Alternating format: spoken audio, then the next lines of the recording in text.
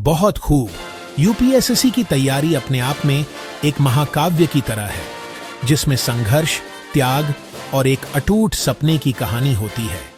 यहां मैं आपको ऐसे ही एक लड़के आदित्य की कहानी सुनाता हूं, जो न केवल चुनौतियों से लड़ा बल्कि अंत में सफल भी हुआ।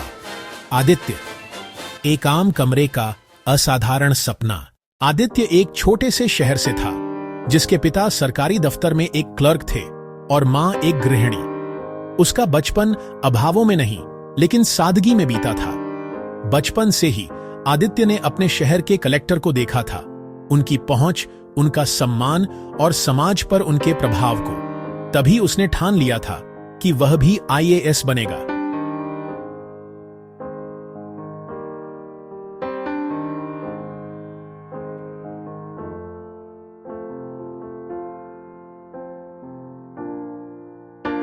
कॉलेज की पढ़ाई पूरी करते ही आदित्य दिल्ली आ गया। उसका कमरा मुखर्जी नगर की एक तंग गली में था, जहां दिन रात बस किताबों की खुसर फुसर और महत्वाकांक्षाओं की गूंज सुनाई देती थी।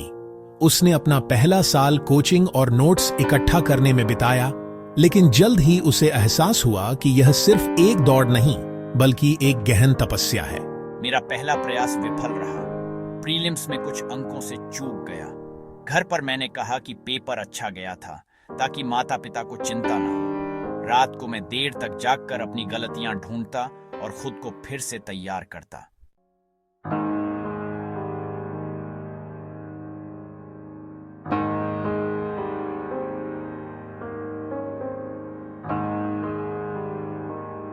दूसरे प्रयास में वह प्रीलिम्स पास करके मेंस तक पहुंचा।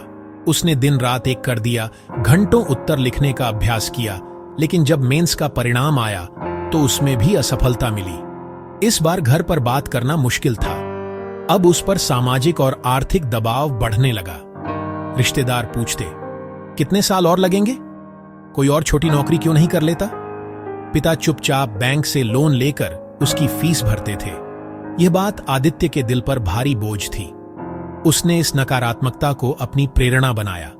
उसने अपनी किताबों और मेज को अपना संसार बना लिया। सोशल मीडिया, दोस्तों से मिलना और मनोरंजन सब बंद।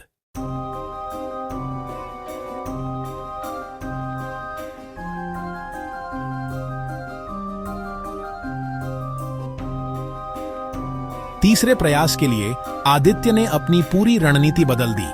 स्व अध्ययन पर जोर। उसने कोचिंग छोड़कर पूरी तरह से स्व अध्ययन, सेल्फ स्टडी पर भरोसा किया।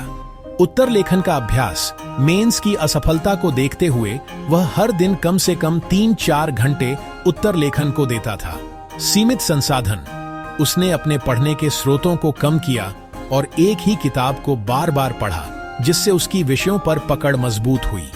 इस बार न केवल उसने प्रीलिम्स और मेंस पास किया, बल्कि आत्मविश्वास के साथ इंटरव्यू के लिए भी गया। इंटरव्यू का दिन उसके लिए परीक्षा से कम नहीं था। पैनल के सामने बैठना और धैर्य के साथ हर सवाल का जवाब देना उसके संघर्ष की पराकाष्ठा थी।